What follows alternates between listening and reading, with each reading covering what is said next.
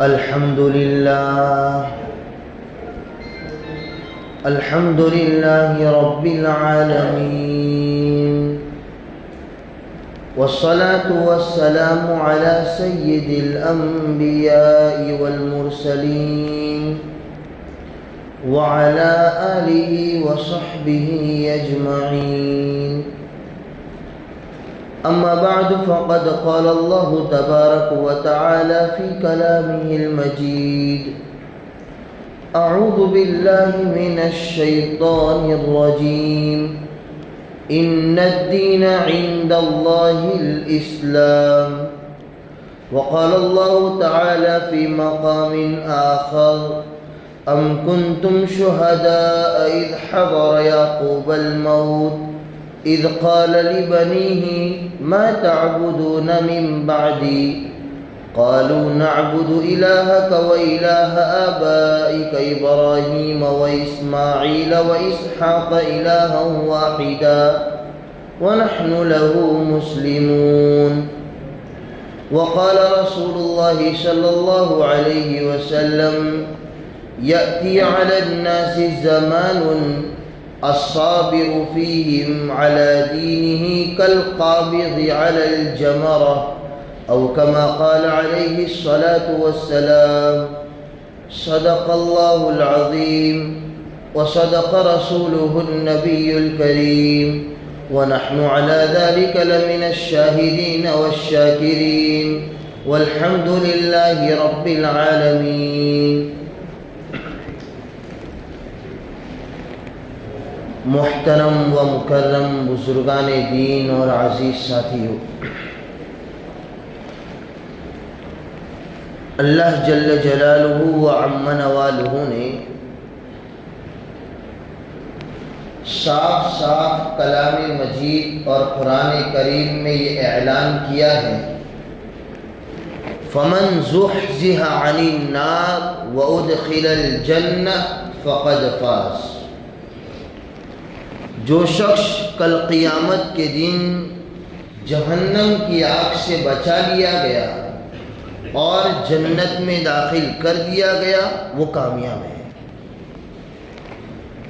اللہ رب العزت نے کامیابی کی کسوٹی اور کامیابی کا معیار بتلایا.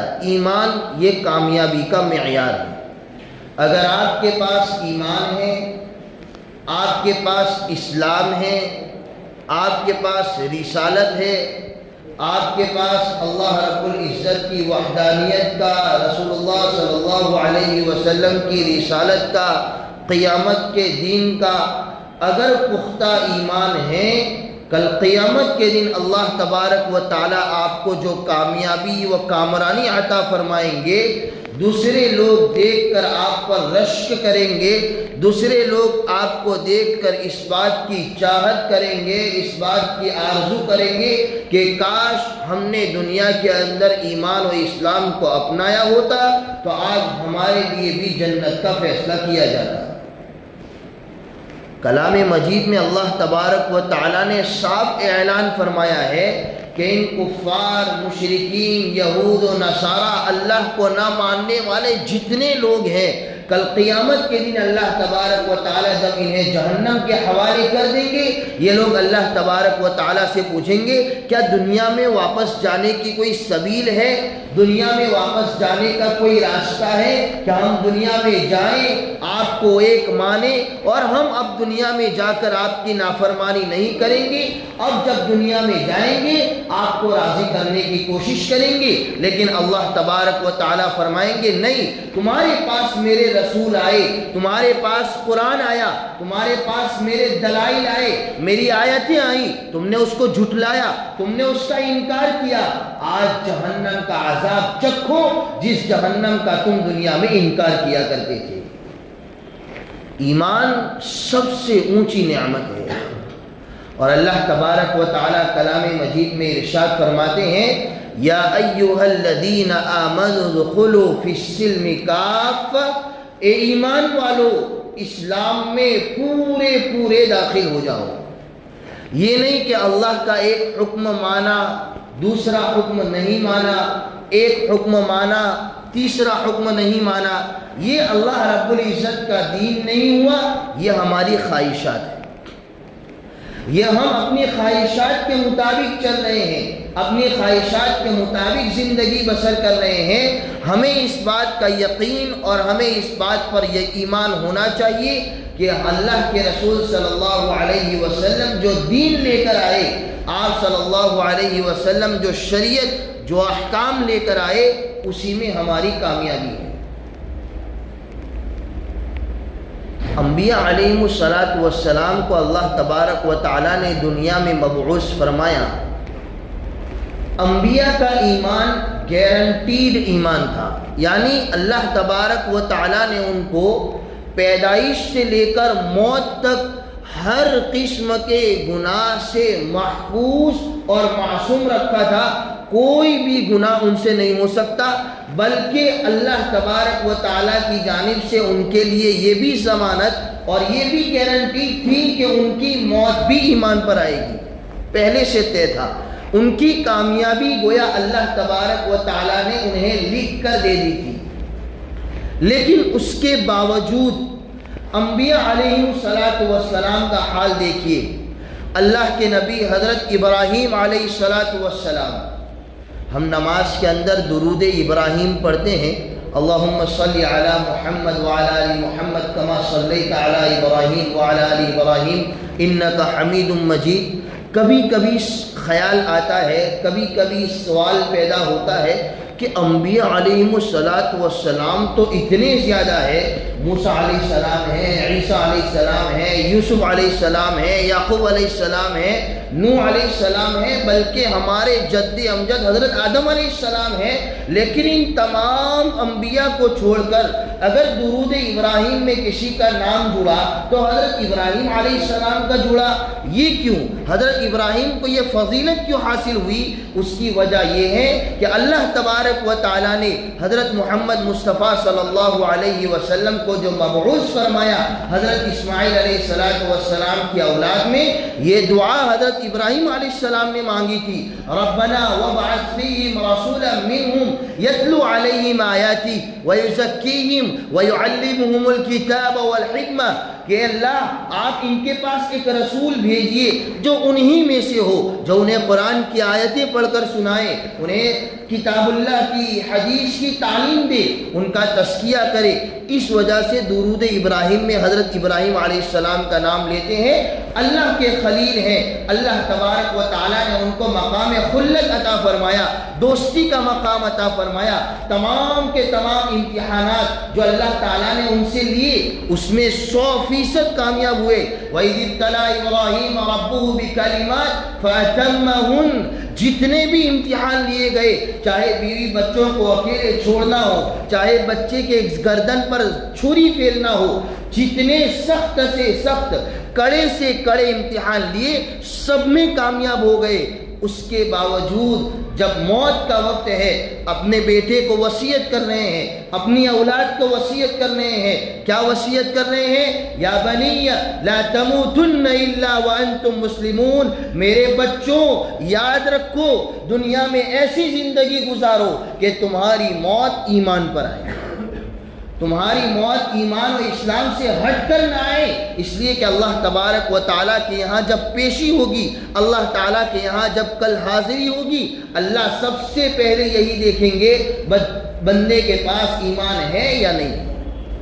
حضرت یعقوب علیہ السلام کتنے برگزیدہ نبی ہیں۔ اللہ تبارک و تعالیٰ نے، روایت کے اندر آتا ہے، ان کے خاندان میں نبوت کا سلسلہ چالو کیا۔ حضرت یعقوب علیہ السلام خود نبی، ان کے بیٹے حضرت یوسف علیہ السلام نبی، انہی کے خاندان میں حضرت موسیٰ علیہ السلام آئے، حضرت عیسیٰ علیہ السلام آئے، حضرت داؤد علیہ السلام آئے، حضرت سلیمان علیہ السلام آئے۔ یہ جلیل القدر انبیاء علیہ السلام، اللہ تبارک و تعالیٰ نے حضرت یعقوب علیہ السلام کی اولاد میں سلسلہ جاری کیا۔ وہ بھی اپنی اولاد کو جمع کرتے ہیں۔ ام کنتم شہداء اذ حضر یعقوب الموت، کیا تم لوگ موجود تھے جب یعقوب علیہ السلام کی موت کا وقت آیا؟ یعقوب علیہ السلام نے اپنے بیٹوں سے کیا کہا؟ اپنے بیٹوں سے کہا ام کنتم شہداء اذ حضر یعقوب الموت، کہ جب میرے بعد کس کی عبادت کرو گے؟ ما تعبدون من بعدی، میں چلا جاؤں گا، میری دنیا سے چلے جانے کا وقت آ چکا، میری دنیا سے چلے جانے کے وقت کے بعد میں دنیا سے پردہ کر دوں گا، اس کے بعد میرے بعد عبادت کس کی کرو گے؟ تمام کے تمام بیٹے بیک زبان ہو کر کہنے لگے نعبد الہک و الہ آبائک ابراہیم و اسماعیل و اسحاق الہ واحدہ، ہم آپ کے معبود کی عبادت کریں گے، آپ کے آباء و اجداد حضرت ابراہیم، حضرت اسماعیل، حضرت اسحاق کے معبود کی عبادت کریں گے جو ایک ہی معبود ہیں، وَنَحْنُ لَهُ مُسْلِمُونَ، اور ہم ان کے فرما بردار بن کر رہیں گے۔ ایمان کے لیے محنت ہے، ایمان کے لیے مشقت ہے، ایمان کے لیے فکر ہے۔ ہمارے پیارے نبی حضرت محمد مصطفیٰ صلی اللہ علیہ وسلم سے بڑھ کر کس کا ایمان ہو سکتا ہے؟ آپ صلی اللہ علیہ وسلم کا ایمان سب سے اونچا، سب سے اعلیٰ، سب سے قیمتی، اس کے باوجود اللہ کے رسول صلی اللہ علیہ وسلم دعا مانگ رہے ہیں اللہم انی اعوذ بک من الکفر، اے اللہ میں کفر سے آپ کی پناہ چاہتا ہوں۔ ایمان مضبوط ہے، گارنٹی والا ایمان ہے، نجات اور کامیابی پکی ملی ہوئی ہے، اس کے باوجود ایمان کی فکر ہے، اس کے باوجود نمازوں میں رونا ہے، اس کے باوجود روزوں کا اہتمام ہے، اس کے باوجود ایک مرتبہ نبی کریم صلی اللہ علیہ وسلم مغرب کی نماز کے لیے اپنے مصلی پر جلوہ افروز ہوئے، نماز پڑھانے کے لیے کھڑے ہوئے، اقامت ہو چکی ہے، اچانک حضور کو کچھ خیال آیا، فوراً گھر گئے، گھر جانے کے بعد واپس آئے، نماز ادا کی۔ صحابہ کرام رضوان اللہ علیہم مجمعین نے پوچھا یا رسول اللہ آج ایک ایسا معاملہ دیکھا آج سے پہلے نہیں دیکھا، آپ نماز کے کھڑے ہونے کے بعد، اقامت کے کہنے کے بعد گھر تشریف لے گئے اور واپس چلے آئے، ماجرا کیا ہے؟ واقعہ کیا ہے؟ نبی کریم صلی اللہ علیہ وسلم نے فرمایا دراصل ایک مال کا کچھ حصہ گھر پر رکھا ہوا تھا، سونے کی ایک ڈلی، سونے کا ایک ٹکڑا گھر پر رکھا ہوا تھا، مجھے یہ بات پسند نہیں آئی کہ اس کے ہوتے ہوئے میری موت آ جائے، اس کو راہ خدا میں خرچ کرنے کے لیے میں چلا گیا، اس کے ہوتے ہوئے میری موت نہ آ جائے۔ دنیا کی حقیقت کیا ہے؟ متاع الحیات الدنیا الا الغرور، دنیا کی حقیقت دھوکے کے سوا کچھ نہیں۔ آج آدمی کتنی ہی محنت کر لے، کتنی ہی مشقت کر لے دنیا کے لیے، لیکن کیا وہ اپنے نصیب سے زیادہ حاصل کر سکتا ہے؟ اپنی تقدیر سے زیادہ پا سکتا ہے؟ لیکن ایمان ایسا نہیں ہے، آدمی ایمان کے لیے محنت کرے گا اس کے درجات بڑھتے چلے جائیں گے، ایمان کے لیے کوشش کرے گا اللہ تعالیٰ اس کو اونچے سے اونچا درجہ عطا فرمائیں گے۔ بلکہ روایت کے اندر تو آتا ہے، بڑی عجیب و غریب اللہ کے رسول صلی اللہ علیہ وسلم کی حدیث ہے کہ کل قیامت کے دن اللہ تبارک و تعالیٰ جب کچھ لوگوں کو جنت میں بھیجیں گے، وہ پوچھیں گے کہ اللہ تعالیٰ میرے بیوی بچے نظر نہیں آ رہے ہیں۔ اللہ تعالیٰ کی طرف سے جواب دیا جائے گا کہ دراصل ان کے اعمال ایسے نہیں تھے کہ وہ تمہارے درجے تک پہنچ سکے، ان کے اعمال تھوڑے کم تھے، ان کے اعمال میں وزن کم تھا، اس لیے ان کو نیچلے درجے میں رکھا گیا ہے۔ اللہ تبارک و تعالیٰ کی طرف سے کرم یہ ہوگا، اللہ تعالیٰ کی طرف سے احسان یہ ہوگا کہ محض اس آدمی کی دلجوئی کے لیے، اس آدمی کو، اس جنتی کو خوش کرنے کے لیے اللہ تبارک و تعالیٰ اس کے بیوی بچوں کو بلند درجات عطا فرما کر اس کے ساتھ کر دیں گے، اس کو اونچا درجہ عطا فرما دیں گے تاکہ یہ جنتی خوش ہو جائے۔ یہ کن لوگوں کے لیے ہے؟ یہ ان لوگوں کے لیے ہے ان الذین آمنوا وعملوا الصالحات، ایمان لائے ساتھ ساتھ میں نیک اعمال کیے، اعمال صالحات کی پابندی، نماز کی پابندی، روزے کی پابندی، زکوٰۃ کی ادائیگی، حج کی ادائیگی، راہ خدا میں مال خرچ کرنا۔ ہم کو جو کچھ دیا ہے دینے والا کون؟ ہمارا یقین تو ہے کہ ہم کو اللہ نے دیا ہے، لیکن خرچ کرتے ہوئے ہمارے ہاتھ تنگ ہو جاتے ہیں، خرچ کرتے ہوئے ہمیں مستقبل کی فکر ستانے لگتی ہے، ہم کیا کھائیں گے؟ ارے آج تک کھلانے والے کون تھے؟ ان اللہ هو الرزاق ذو القوة المتین، رزق دینے والے اللہ ہے، اللہ تعالیٰ نے خود ضمانت دی ہے وما من دابة في الارض الا على الله رزقها، زمین میں جتنے چوپائے ہیں، جتنے جانور ہیں، انسان ہیں، سب کے رزق کا کفیل اللہ ہے۔ کیا آج تک کبھی سنا کہ کوئی مسلمان، کوئی مومن، کوئی عالم دین محض رزق کی تنگی کی وجہ سے مر گیا ہو، یہ سوچ کر کہ میں کل کیا کھاؤں گا، یہ سوچ کر اس نے خودکشی کر لی ہو؟ یہ ڈپریشن ہے جو گناہوں کا نتیجہ ہے، یہ آدمی کی نفسانیت کا کمزور ہو جانا ہے جو اللہ سے دوری کا نتیجہ ہے۔ اللہ سے دور ہوں گے دل پریشان ہوگا، اللہ سے دور ہوں گے ہمارا ذہن ہمارا ساتھ نہیں دے گا۔ یہ طرح طرح کی بیماریاں کیوں ہیں؟ ظہر الفساد فی البر والبحر بما کسبت ایدی الناس۔ آج اگر خشکی میں، آج اگر سمندر میں فساد برپا ہو رہا ہے، خرابیاں پھیل رہی ہے، نتیجہ کیا ہے؟ بما کسبت ایدی الناس، لوگوں کے اعمال ہے، جیسے اعمال اوپر جائیں گے ایسے فیصلے مرتب ہوتے ہیں۔ وما اصابکم من مصیبہ فبما کسبت ایدیکم ویعفو عن کثیر۔ تمہیں جو مصیبتیں پہنچتی ہے، تم پر جو حالات آتے ہیں، جو تمہیں آزمایا جاتا ہے، ارے یہ تو تمہارے اعمال ہے، تمہاری کرتوت ہے، اس کی وجہ سے تم پر مصیبت آتی ہے۔ اللہ تعالیٰ تو ایسے کریم ہے کہ بہت سارے گناہوں کو تو معاف فرما دیتے ہیں، تمام گناہوں کی سزا نہیں دیتے۔ اسی کا نتیجہ ہے کہ ہم پر طرح طرح کے حالات ہیں، ہمارے گھر میں کوئی بیمار ہے، ذہنی تناؤ ہے، دل پریشان ہے، اولاد کے معاملے کو لے کر پریشان ہے۔ یہ پریشانیاں کب دور ہوں گی؟ جب اللہ تبارک و تعالیٰ کی طرف رجوع کریں گے، اللہ تبارک و تعالیٰ کے سامنے روئیں گے، گڑ گڑائیں گے،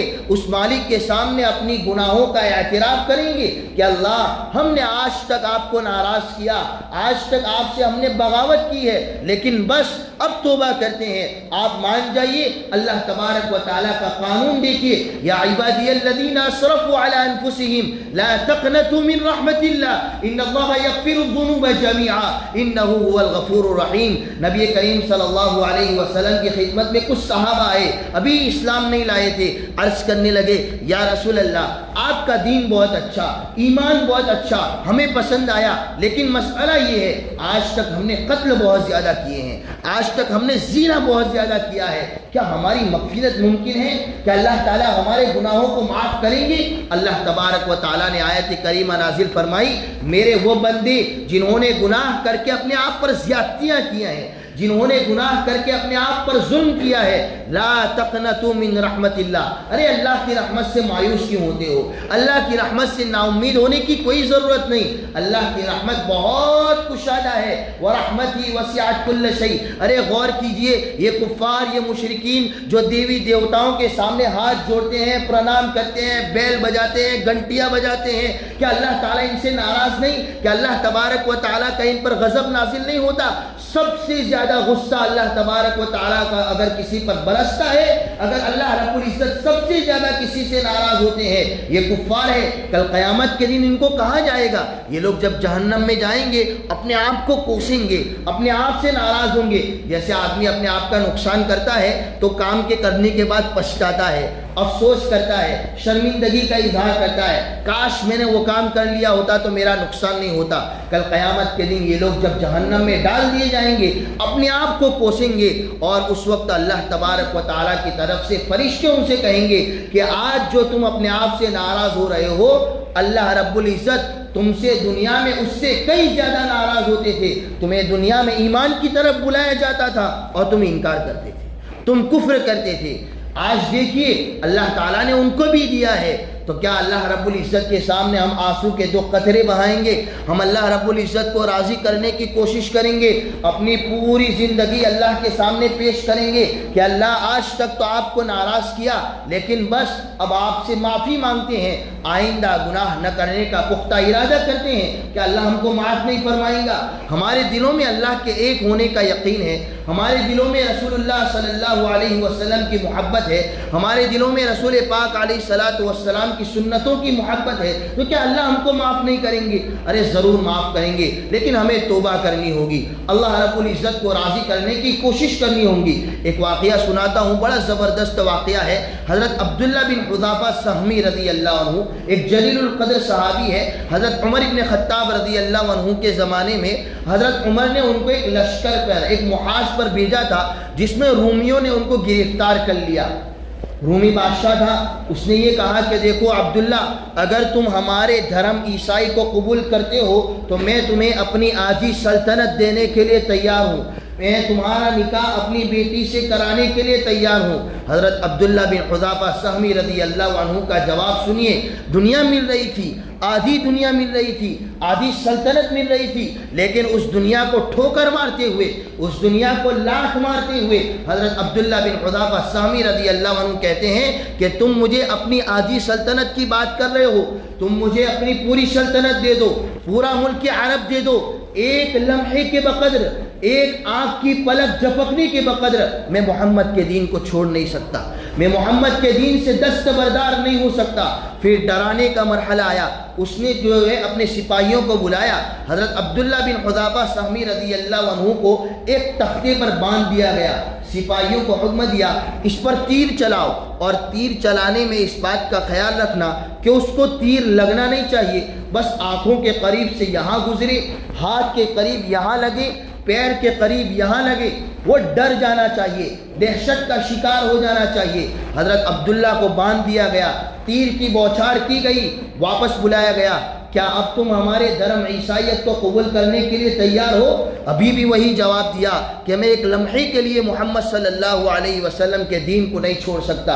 پھر تیسرا امتحان لیا، ایک بہت بڑی دیگچی لائی گئی، اس کے اندر پانی کو گرم کیا گیا، تیز بہت زیادہ آگ جلائی گئی، پانی اس قدر گرم ہو گیا، اس قدر کھولنے لگا، ایک مسلمان کو لایا گیا، ان کی آنکھوں کے سامنے اس مسلمان کو اس دیگچی میں ڈال دیا گیا، دیکھتے ہی دیکھتے ان کا پورا جسم گل گیا، پورا کا پورا جسم اس پانی کے اندر گل گیا، صرف ہڈیاں باقی رہ گئی۔ حضرت عبداللہ اپنی آنکھوں سے دیکھ رہے ہیں، انہیں یقین ہے کہ اگر میں نے عیسائیت کو قبول نہیں کیا میرا بھی یہی حشر ہوگا، میری موت طے ہے، لیکن عبداللہ ابن حذافہ رضی اللہ عنہ نے منع کیا۔ بالآخر اس نے کہا بادشاہ نے کہ ٹھیک ہے ان کو آگ میں ڈال دو۔ حضرت عبداللہ کو لے جا رہے تھے، حضرت عبداللہ رونے لگے، سپاہیوں نے دیکھا کہ حضرت عبداللہ رو رہے ہیں تو رونے کی حالت میں بادشاہ کے سامنے پیش کیا گیا، پوچھا کیوں رو رہے ہو؟ غور سے سنیے کیا بہترین جواب دیا صحابی رسول صلی اللہ علیہ وسلم نے۔ ہماری 100 جانیں قربان ایسے صحابہ رضی اللہ عنہم پر، فرمانے لگے کہ اللہ تبارک و تعالیٰ نے مجھے ایک جان دی، مجھے افسوس اس بات کا ہے، مجھے غم اس بات کا ہے کہ اللہ تعالیٰ نے مجھے ایک جان دی اور اس ایک جان کو اللہ تبارک و تعالیٰ نے قبول کیا۔ میری یہ دلی تمنا ہے، میری یہ دلی خواہش ہے، اللہ تعالیٰ میرے جسم میں جس قدر بال ہیں اتنی جانیں دیتے اور میں ان تمام جانوں کا نذرانہ اللہ کے سامنے پیش کر دیتا، ان تمام جانوں کو راہ خدا میں وقف کر دیتا، ان تمام جانوں کو اللہ رب العزت کے لیے شہادت کے لیے قربان کر دیتا۔ بادشاہ سن کر بھوچکا ہو گیا، حیران ہو گیا، ارے ایسا ایمان، ایسی بات یہ تو آج تک نہیں دیکھی۔ حضرت عبداللہ بن حذافہ سے کہنے لگا ٹھیک ہے، ایک شرط پر میں تمہیں رہا کرنے کے لیے تیار ہوں، تم میری پیشانی کو بوسہ دو میں تمہیں چھوڑ دوں گا۔ عبداللہ بن حذافہ رضی اللہ عنہ کو ناگوار گزرا، ایک مشرک کی پیشانی کو میں چوموں، ایک مشرک کی پیشانی کو میں بوسہ دوں؟ لیکن عبداللہ بن حذافہ نے پوچھا کیا صرف مجھے اکیلے کو چھوڑو گی یا تمام مسلمانوں کو چھوڑ دیا جائے گا؟ کہا گیا تمام مسلمانوں کو چھوڑ دیا جائے گا۔ حضرت عبداللہ بن حذافہ نے اپنے دل پر پتھر رکھا، اس کو بوسہ دیا، تمام کو چھوڑ دیا گیا۔ حضرت عمر رضی اللہ عنہ کو جب واقعہ معلوم ہوا، حضرت عمر نے اعلان کیا تمام مسلمانوں پر لازم ہے کہ عبداللہ بن حذافہ کی پیشانی کو چومیں تاکہ ان کے دل کے اندر جو قدورت تھی، جو تکلیف ہوئی تھی مشرک کی پیشانی کو بوسہ دینے کی وجہ سے، وہ دور ہو جائے۔ یہ ایمان تھا میرے بھائیوں، یہ اسلام تھا، صحابہ کرام تھا۔ ہمیں اپنے ایمان کی فکر کرنی ہے، چند سال زندگی دنیا میں گزارنا، اس کے بعد اللہ کے سامنے پیشی ہے، قبر کے حوالے ہونا ہے، اللہ کے سامنے پیش ہونا ہے، رسول اللہ صلی اللہ علیہ وسلم کے سامنے پیش ہونا ہے۔ ہم کیا منہ لے کر جائیں گے، کیا جواب دیں گے؟ ابھی موقع ہے، توبہ کر لیجئے۔ ہم تمام کو اللہ تبارک و تعالی توبہ نصوحہ کی توفیق عطا فرمائیں اور آگے مستقبل میں ہماری جو زندگی ہے گناہوں سے بچنے کا مکمل اہتمام کرنے کی توفیق عنایت فرمائیں۔ آمین وآخر دعوانا الحمدللہ رب العالمین۔